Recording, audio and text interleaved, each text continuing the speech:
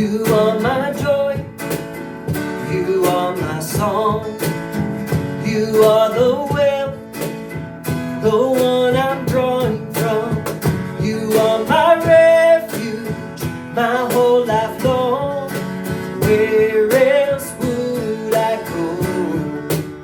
Surely my guidance, the strength of my soul.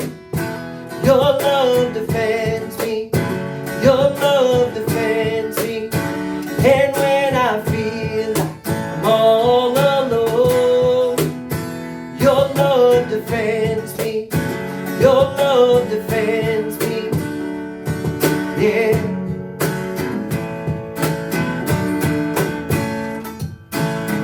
Day after day, night after night, I will remember you're with me in this fight. Although the battle it rages on, the war is already won. I know the war, it's already won. Surely my guidance, the strength of my soul. Your love defends me, your love defends me.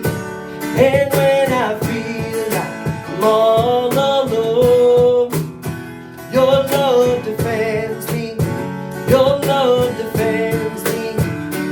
We sing hallelujah. You're my portion, my salvation. Hallelujah.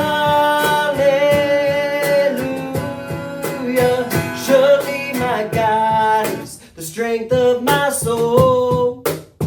Your love defends me, your love defends me. And when I feel like I'm all alone, your love defends me, your love defends me. We sing hallelujah. You're my portion, my salvation. Hallelujah.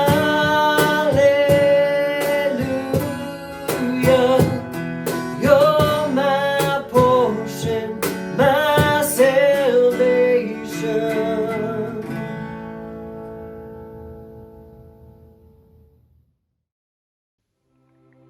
Hey there, welcome to Community Church. My name is John. We're glad you're here with us. I'm actually in church today. I've been working on this backdrop here. Just got the lights hooked up, so we're having fun with that. We're excited to get you back in here, but until then, we're going to continue with our series For the Win. We're in part 2 now. If you missed part 1, go check that out on our YouTube or on Facebook to watch For the Win part 1, because this is a 3-part series and it's going to make sense if you watch them in sequence.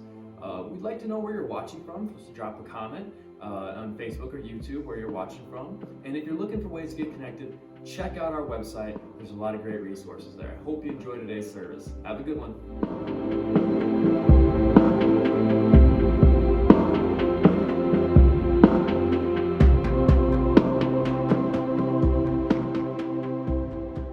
Hey, I'm Andy. I was reading about this infamous football game that took place October 25th, 1964, when the Vikings were playing the 49ers, and the 49ers had just fumbled the ball when in comes Jim Marshall, picks up the ball, starts running with it, and he's running and running. In fact, he runs 66 yards and makes it to the end zone, and he's the first person to meet him at the end zone was his opponent, who pats him on the back.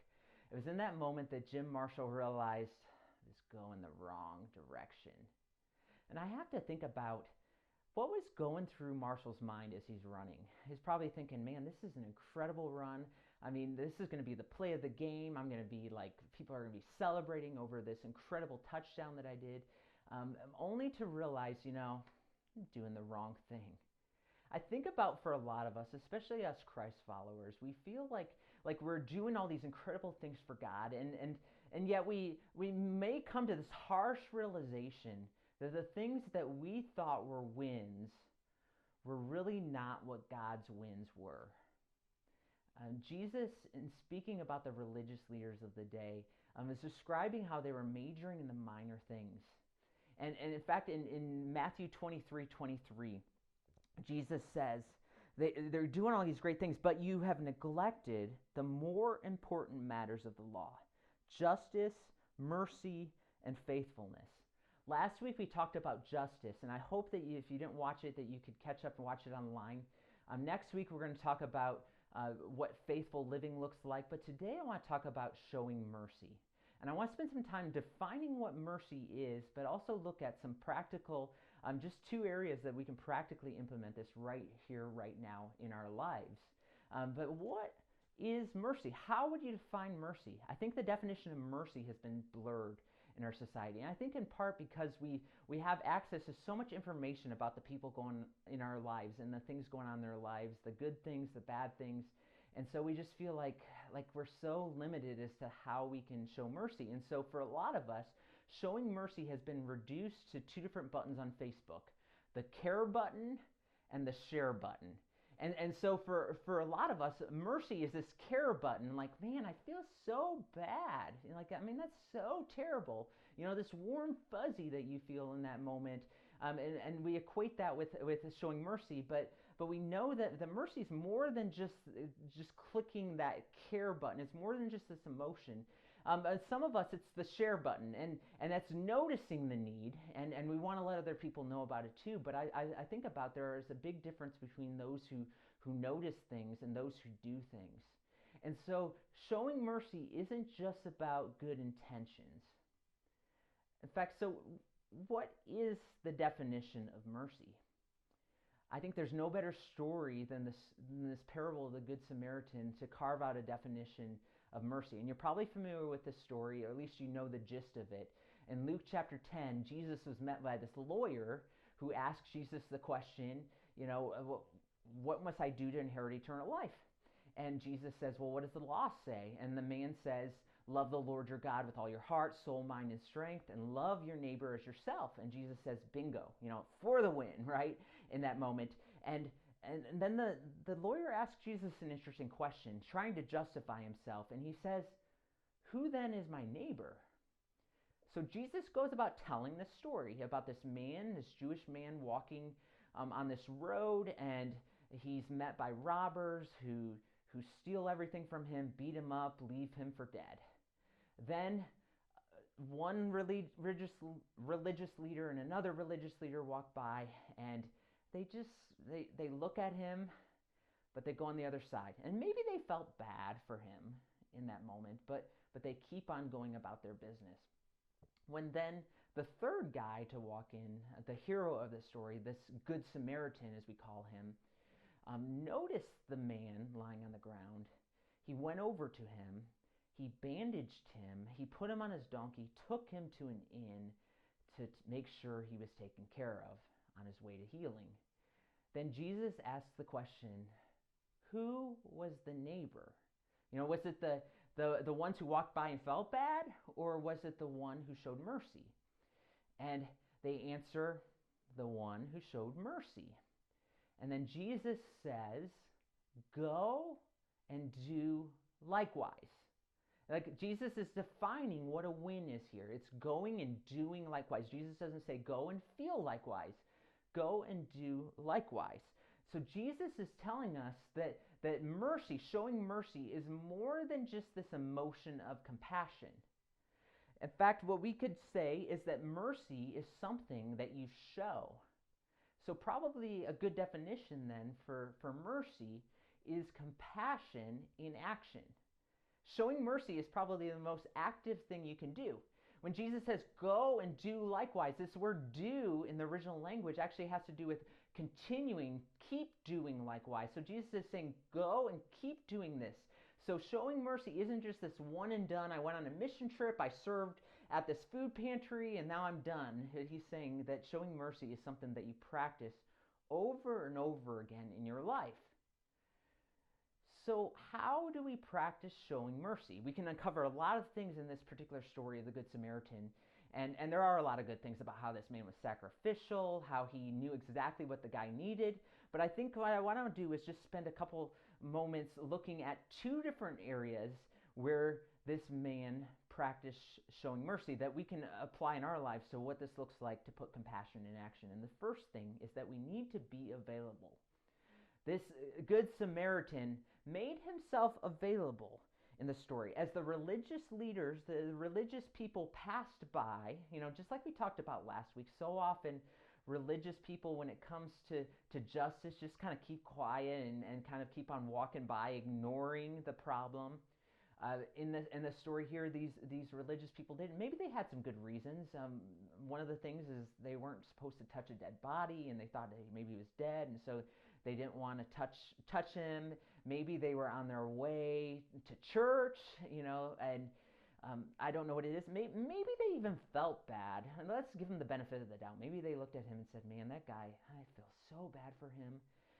Perhaps they even threw money at him and said, "I'm going to put some money there. Maybe somebody else will come along and we'll be able to, purchase care for him, whatever in that moment." But I want us to realize something, that mercy is not throwing money at a problem. It's so much easier to throw money at something. So showing mercy, and the currency of showing mercy is time and presence. It's making yourself available. The Good Samaritan changed his plans to be available. Notice he didn't do all the work himself. He ended up giving some money to the innkeeper later and made sure that this man was taken care of. But the Good Samaritan here carved out some time to be available. And I think for so many of us, we don't carve up at the time to simply be available to practice showing mercy. As a pastor, one of the top priorities when I came to Fayette is to simplify what we do on site. And if you're a longtime person here with our church, you recognize there's not nearly as many activities that we offer as a church. And this has been intentional because I think that so often we can become busy with all this church kind of work that we miss out on times to be available, to just be like a good neighbor, to be a good spouse, to just be around our children. And so it has been really intentional that we carve out those moments where we can just be available. And so I consider it a win when I hear stories about how you've had moments to show mercy in our community and in your families. I consider that more of a win than somebody serving in the church. You cannot show mercy if you do not have the time available to be present. Some of my closest friends are those that when I vent to them about how I'm really struggling, go beyond just saying, "Man, that sucks." But they actually say, "You know what, let me come over. Let's go for a drive. Let's talk about this." They've made themselves available. So where do you need to make yourself available to practice showing mercy, to practice compassion in action? We need to be available. And the second thing that we see in this particular story of the Good Samaritan that we can learn in our own lives in showing mercy is that we need to be inclusive. What do I mean by inclusive? I mean to not exclude anyone. So this lawyer, when he's asking Jesus this question about who is my neighbor, and in a sense what he's really getting at is he's trying to ask Jesus, well, what is the limit? Like, who is the limit of how I'm to show love to? Like, what is the limit here? And Jesus, actually, when he tells this story, makes the hero out of the Samaritan. And this was no accident because the Jewish people, like this man who was beaten up, was a Jewish person in the story. The Jewish people and the Samaritans really hated each other. There was this long rift between them, and I won't get into all of it. I know they shared similar religious background, but this was this ongoing kind of hatred between them. There was this moment where the Jewish people went in and tore down the Samaritans' temple, which is not a really nice thing to do. And the Samaritans, kind of as payback, around the time when Jesus was born, went into Jerusalem where the Jewish temple was, and they vandalized it. They threw dead bodies in there, which was just like this huge slap in the face to the Jewish people. So you could say that this was more than just like a prank war between them. This was like vehement hatred. This makes the hatred between the far left and the far right in our country look like nothing. They did not associate with each other. And so the man in the story, the hero, the Samaritan, makes an effort to be inclusive. He recognizes that this man is an enemy of his, but he takes the time to be available and shows mercy to him because he recognizes that this man too is a child of God. Jesus teaches about this idea of being inclusive when we show mercy. When he tells us in Luke chapter 6, when he says, "But to you who are listening, I say, love your enemies, do good to those who hate you, bless those who curse you, pray for those who mistreat you." Then Jesus gives a couple examples of what this looks like. Then he says in verse 31, he says, "Do to others." Jesus is very much about practicing this. Do to others as you would have them do to you. If you love those who love you, what credit is that to you? Even sinners love those who love them. And if you do good to those who are good to you, what credit is that to you? Even sinners do that. And if you lend to those from whom you expect repayment, what credit is that to you? Even sinners lend to sinners, expecting to be repaid in full. But love your enemies, do good to them, and lend to them without expecting to get anything back. Then your reward will be great, and you will be children of the Most High, because He is kind to the ungrateful and the wicked. Then Jesus says, "Be merciful, just as your Father is merciful." You look a lot like your Father in heaven when you show mercy. When you show mercy to people who might not even deserve it. So who is somebody in your life? Maybe you can't stand them. Maybe you've made exceptions. No way, Jose, with them. Who is that person that you need to show mercy to? Who do you need to be inclusive with? Who do you need to make yourself available? What does that look like in your life? So as we think about this practically in our lives, where do we start?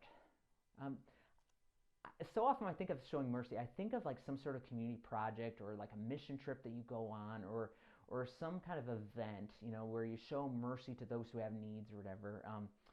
But maybe for us, we need to just start with where we're at. The people who need mercy the most in our life and who frankly are probably the hardest to show mercy to are right under our nose. There are those people that we rub shoulders with every day. Perhaps it's the brother or sister at home that so often just like presses your buttons and makes you so angry. Maybe showing mercy to them is saying, I'm going to serve them in this area. It looks like they're struggling or having a hard time with this. I'm going to go help them out. Maybe showing mercy is taking that step to listen to your spouse. I mean, like really listen. Like to sit there and close your mouth and nod your head and give eye contact. That might be showing mercy. It might be with a next door neighbor who could use some help in their yard. Showing mercy is coming alongside and saying, let me help you out. It looks like you're struggling there. Or a coworker who is having a rough time at home, and showing mercy might be, I'm going to take you a meal. Here's a gift card so you don't have to make a meal tonight.